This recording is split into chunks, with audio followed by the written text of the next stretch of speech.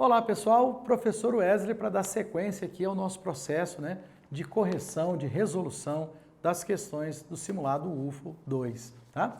Vamos fazer agora a questão 24. Essa questão é uma questão teórica, ela não envolve cálculos, mas é uma questão interessante para você recordar alguns aspectos aí sobre eletrização. Né?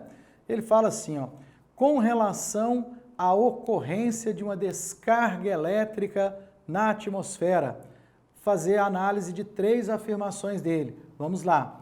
A primeira afirmação que ele faz é: objetos pontiagudos, como o para-raios, estão mais propensos a dissipar cargas elétricas, pois, devido à sua forma, as cargas elétricas livres tendem a se acumular nessas regiões pontiagudas, em um processo conhecido como poder das pontas.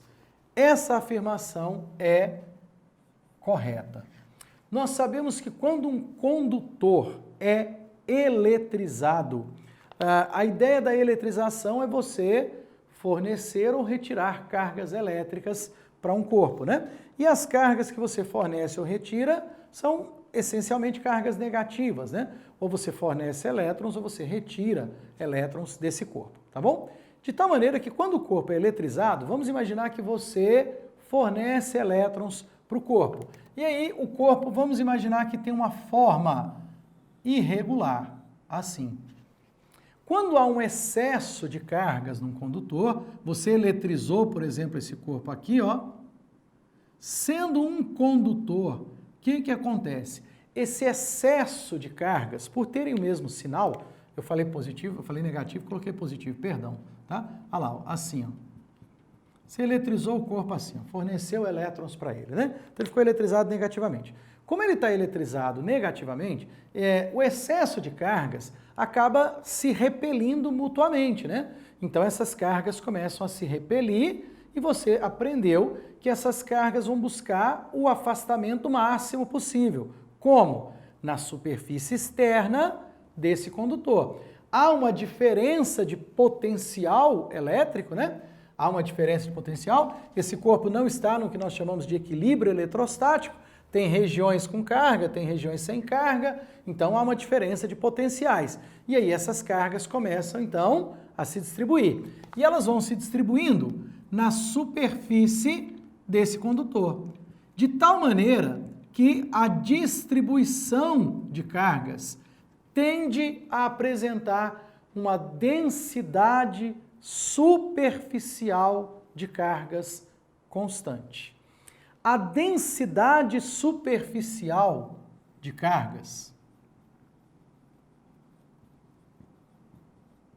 densidade superficial de cargas. Essa densidade superficial de cargas nada mais é do que carga por área de superfície.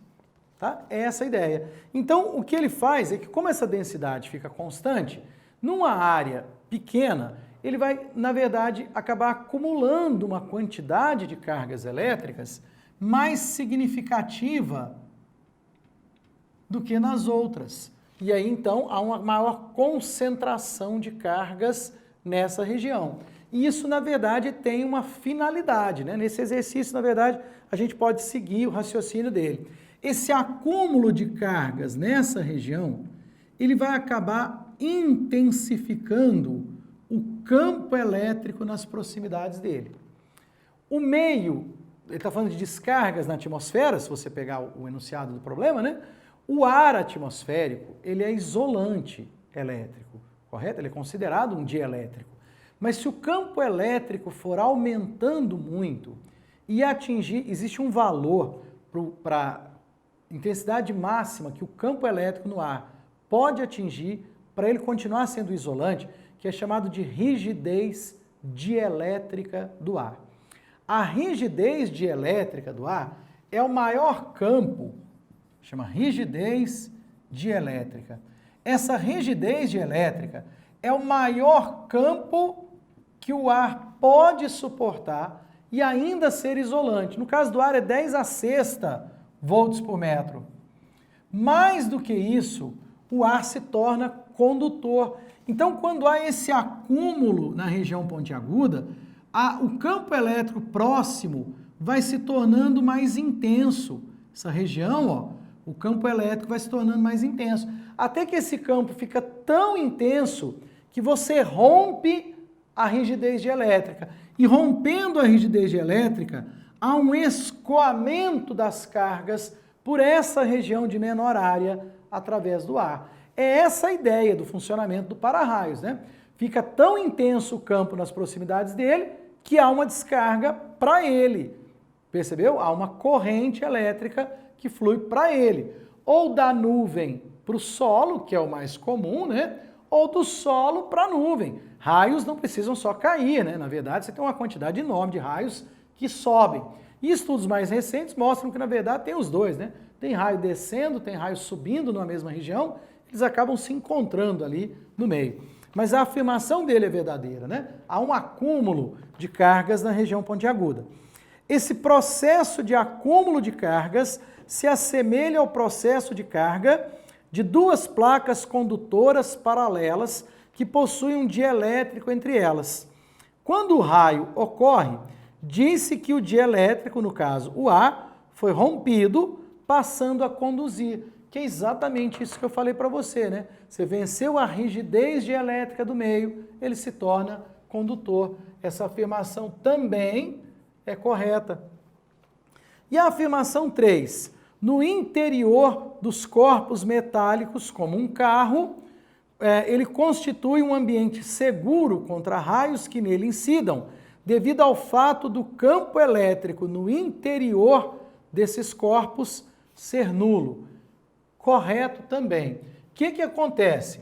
Quando o corpo é eletrizado, quando o condutor é eletrizado, o excesso de cargas, falei para você agora, esse excesso de cargas vai para a superfície externa do condutor. Quando essa distribuição cessa, o condutor fica em equilíbrio eletrostático. O que significa dizer que ele está em equilíbrio eletrostático? Não existe mais diferenças de potencial entre os pontos do condutor. O potencial interno, imagina, por exemplo, uma esferazinha eletrizada. O potencial, aí o excesso de cargas veio para cá, ó, para a superfície externa. Estando em equilíbrio eletrostático,